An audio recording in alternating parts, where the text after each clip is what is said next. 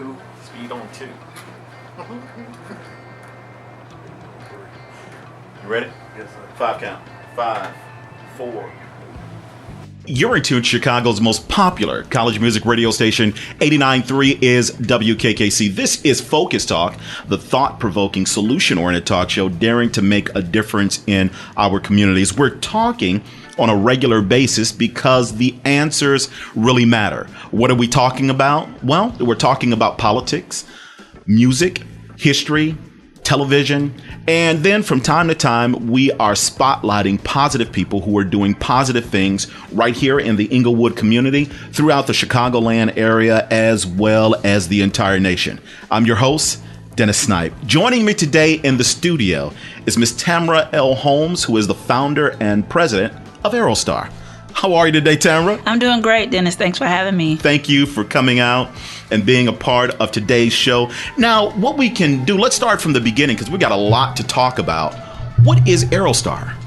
Aerostar is a company that I started almost 10 years ago. We make 10 years next year. I originally began the company to do airport consulting, which is my background, airport planning and design. My degree is in aviation management.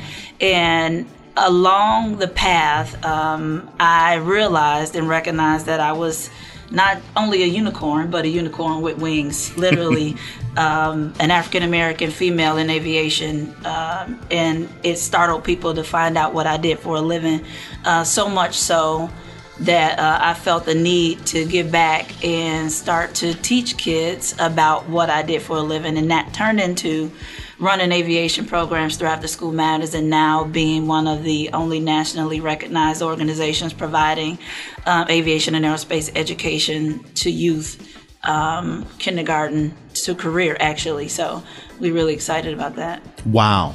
Absolutely incredible. Now, for the most part, when you think about flying, well, at least I think about it being something that's out of the norm or out of the realm. But how did it all start for you?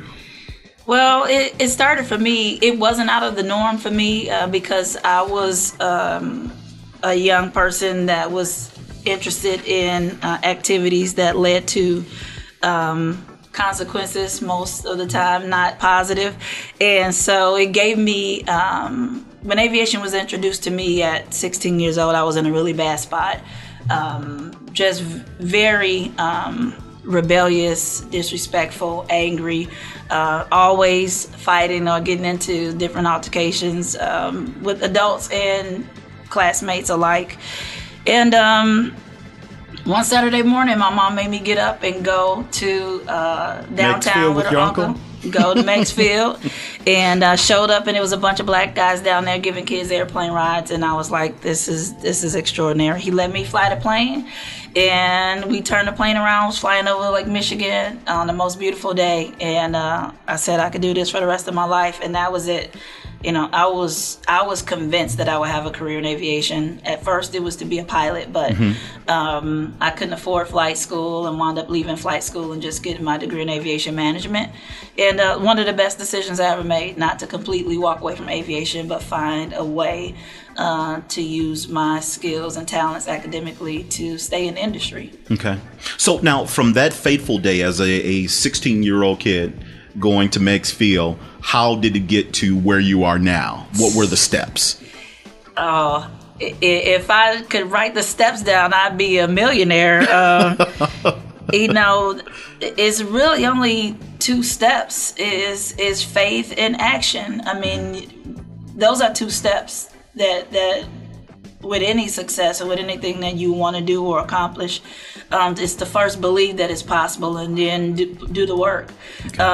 And so I graduated from SIU, landed my dream job with an airport planning company. I worked there for 10 years. Last year there was a contract employee providing just airport planning services, and then I transitioned Aerostar to a full service aviation company, but it was a lot of support. You know, I reconnected with the Chicago chapter of the Tuskegee Airmen, who really got me back involved and engaged with youth, Chicago area youth, and reaching out to them. But the even on the business side, I think people knew I was such a great consultant because I had people skills. But I was also highly technical, which is a brain pairing that you don't usually see. You don't usually see people that's left and right brain. Okay. You don't usually see social geeks, social tech geeks. And so I found my niche in doing aviation education and consulting by staying true to who I was as an individual and not allowing corporate to convince me to climb the ladder, which would end for me as an African-American female at the glass ceiling and the brown ceiling, if you will.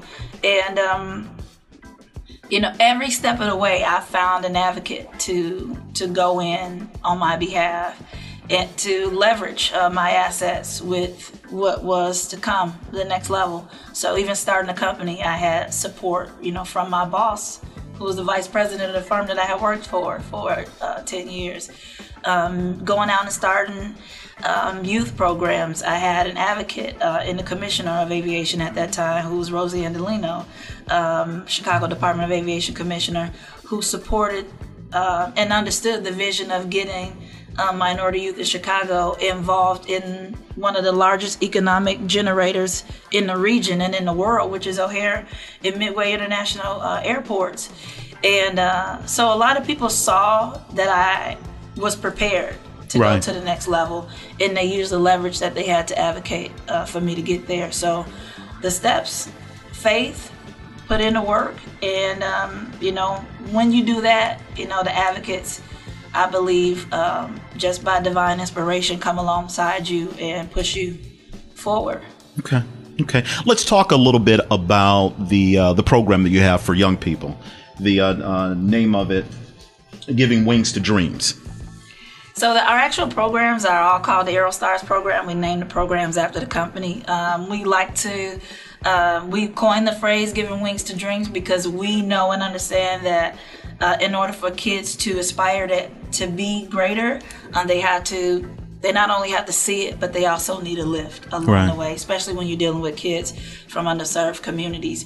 And so every time we put a kid in a position to not only be introduced to aviation or exposed to aviation careers, but actually become a part of the aviation community through talent pipeline development. So they get introduced to us. They do aviation workshops, projects, get a chance to meet aviation professionals, go on field trips. And once they get hooked, it's up to us to get them to what's next. So we do drones, remote control helicopters, remote control aircraft, flight simulators. We do airport projects, airline projects. We've had kids do everything from design their own model aircraft, concept aircraft, future aircraft, design their own airports, what an airport would typically look like into the future. We had kids do projects on space colonization, Mars colonization, and interstellar space travel, what the future of our presence as a species is in the stars. The t-shirt I have on today is "We are all made of star stuff," and that's what we get kids to understand, that their place in the world is automatically connected to, yes, aviation and aerospace, but also their community and at large, and how they can give back and contribute. So yes, we do aviation, but I believe aviation and aerospace are tools to get kids to understand the grand scheme of their role, not just in their families, but in their communities, in the economic system of the United States of America at large. So, Tammera, what is the response of the young people when they first enter into camp and they see everything that's available? We get a lot of different responses from kids who are first interested, or some were like me, whose parents actually forced them to come to our program. Right. And unbeknownst to them, they are now studying aviation and aerospace when all they wanted to do was be on a basketball team. So a lot of the students, it's kind of half and half. We get the kids who they're going to be a pilot. Like, they wanted to be a pilot since they were 3 or 4 years old. Right. They come in there, want to showboat and tell us and show us everything that they already know how to do. They fly drones on the weekends. They got a remote control helicopter for Christmas, and we get those kids. But we also get the kids who are like, aviation, what's that?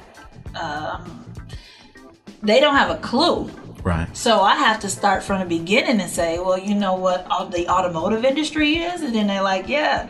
And then I'm like, well, the automotive industry has everything to do with automobiles and cars. And like, oh yeah, that's simple. I'm saying, well, the aviation industry is the exact same thing. It has everything to do with airplanes. And they're like, oh, we got you, Miss Holmes, we got you. So it's like they have to get a lot of the exposure that we introduce them to. But I think the number one thing that we teach kids to help them get acclimated to our company and what we do is that aviation is a part of their everyday life. And that's when the light bulbs start to go off. When you say, look at your basketball and see if it was made in Chicago. Look at all of the stuff you use, your hair supplies or your toothpaste. Look at the furniture in your house, or just find a tag on anything. Mm-hmm. And if it wasn't made in Chicago, it probably came via airplane from somewhere. When we talk to the boys, mostly they are there because their parents made them come, unless they are some of the ones who want to be pilots. And we talk to them about how, aviation is related to sports. When Toronto plays Chicago, they're not on the tour bus, coming to play these games. There's a whole industry around. And aviation touches almost everything that these kids are involved in. They just don't see it. And I get so many text messages from kids, sometimes at inappropriate times of the morning and nights. And Miss Holmes, I just saw a crop duster, on my way to Indiana. We on family vacation. I'm like, boy, do you know what time it is? You are texting me at 5 o'clock in the morning that you saw a crop duster. But they start getting excited about the awareness now that they have of how aviation in aerospace actually impacts their entire life on a daily basis. It's extraordinary to see the transformation from the first week of camp to the last week. Some of our programs are 6 weeks, some of them are one-day events, some of them are 20 weeks long throughout the school year. We partner with After School Matters. We have 10 weeks in the fall and 10 weeks in the spring. So we run programs year-round, unlike most aviation organizations who only offer summer camps.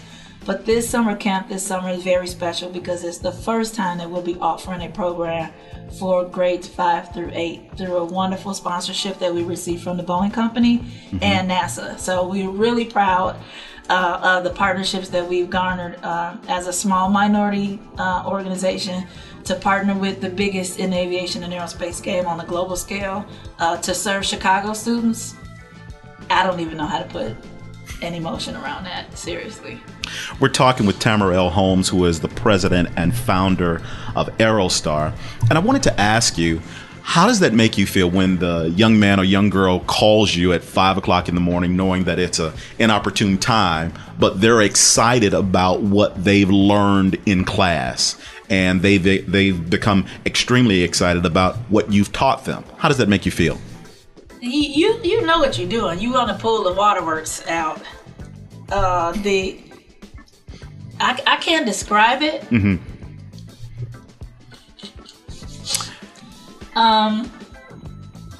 Tears of joy. It's okay because once we see so many different things that are going on negatively in the city, on the news, what's going on, but to see young people excited about life and to know that you're responsible for that is absolutely incredible. Yeah, that's crazy because, I have kids now who are licensed pilots and they're still in high school. Wow. Just wrap your head around that. Yeah. Licensed pilots who can actually do it. Who are in high school. And so to know that their life would have been completely different without had it not been for them crossing the path of Aerostar and becoming interested and giving them the confidence to be competitive in something as spooky or intense or extraordinary as aviation and aerospace is. Rocket science really isn't rocket science. Flying an airplane is not all that hard. It takes practice, it takes work, it takes focus and dedication, but to see these kids who mostly have been counted out, discarded, underestimated on so many levels as, Hispanic or, young black males. And, to get text messages to say, we love you, Miss Holmes, or teenage boys started calling me the fairy godmother because they said I made all their dreams come true. I mean, that kind of stuff is just unreal. And you don't see it. You see them looking up to athletes or rappers or, artists or people that are, celebrities. But when I'm getting those messages, to me, that's authentic. That's because I have a relationship with each one of these kids. They can call me when they're in trouble, not just, for a letter of recommendation or to put my name down as a reference. But, Miss Holmes, my first semester of college, I didn't do too good. What can I do, to stay on track or to get focused? Or, I really need a job. I need some hours. My car broke down. I just hired one of my mentees who's been under me since he was 14. He's also a licensed pilot. Went through a partnership program that we partner with called Tuskegee Next. And he called me and said, Miss Holmes, my car broke down. I need my car fixed up before I go back to school. Can you got anything for me to do this summer? My answer was absolutely yes. We will pay you as much as you need to get your car fixed to come and give back, to 5th through 8th graders. He just finished his freshman year of college. So it's not just those kids, but knowing that through touching that life, I don't even know how many more are going to be touched through the work that they do. Right. Incredible feeling. Now, here's the most important thing, and I would be remiss during this particular segment of Focus Talk if I didn't mention it. How can young people take part in Aerostar? Well, our programs are open to everyone, and that's one of the things that we really pat ourselves on the back for. You can visit the website avioninstitute.org. It's AVION institute.org. Sign up for the newsletter for upcoming events and program dates and times. If you have a student interested in that's in 5th through 8th grade that's interested in being a part of the Aerostar program in partnership with Boeing and NASA this summer, that starts on July the 10th at the Harold Washington Cultural Center. Please visit the website, Avion Institute. Again, that's AVION institute.org.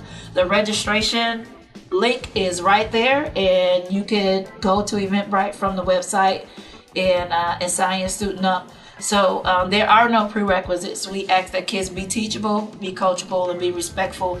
We're not asking for copies of report cards. We're not asking for GPAs. We're not asking for a resume or what they do as far as extracurricular activities.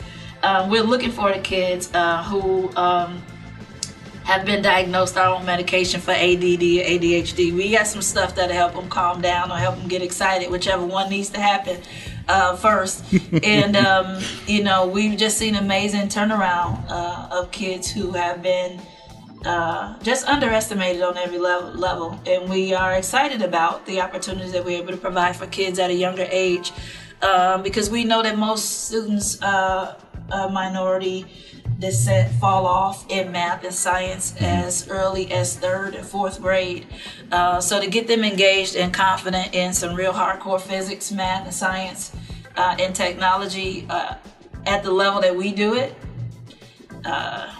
we do help kids get better grades in school just by providing them opportunities to build confidence in areas that they normally wouldn't have time or opportunity to do in the classroom setting. Okay. All right. Tammera, it has been a pleasure. It seems as if though the time has just run past. We're out of time, but thank you so very much. I applaud you for the work that you have done, and please know that the door here at Focus Talk is always open. You don't have to knock. Just come on through. Thank you so Please much. keep in touch with us. Let us know what's going on with you and with the young people and with your phenomenal career. Thank you so much. I appreciate it. Thank you. All right. You're in tune to Chicago's most popular college music radio station. 89.3 is WKKC. We're out. Boy, y'all love to pull the tears. I'm telling you. It wasn't intentional, but then again, based on who you are and what the phenomenal work that you've done, tears of joy. Yeah. Because it's much better to have these tears coming about a young person growing and developing, as opposed to looking down at them in a body bag. Oh yeah, and I didn't bury too many of my own. Sir, can you start? Can you record some more? Okay. Because some of I need some more of that meat that you all were talking about. And you could just you the pro, brother. Just I'm.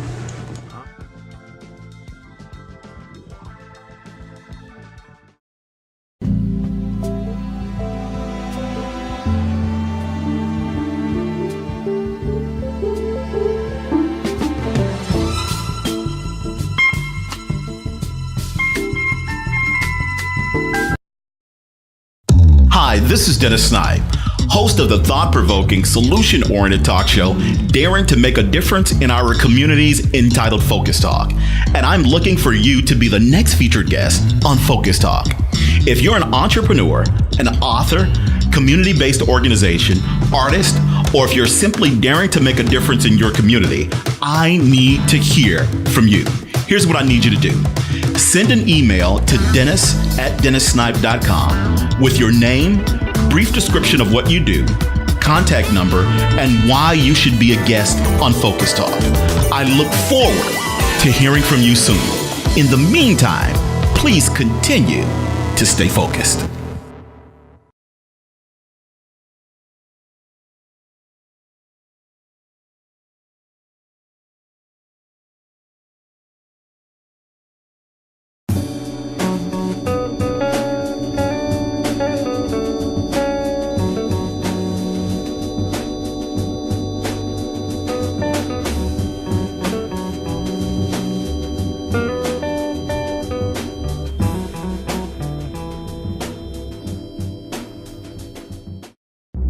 Joe. Blackula.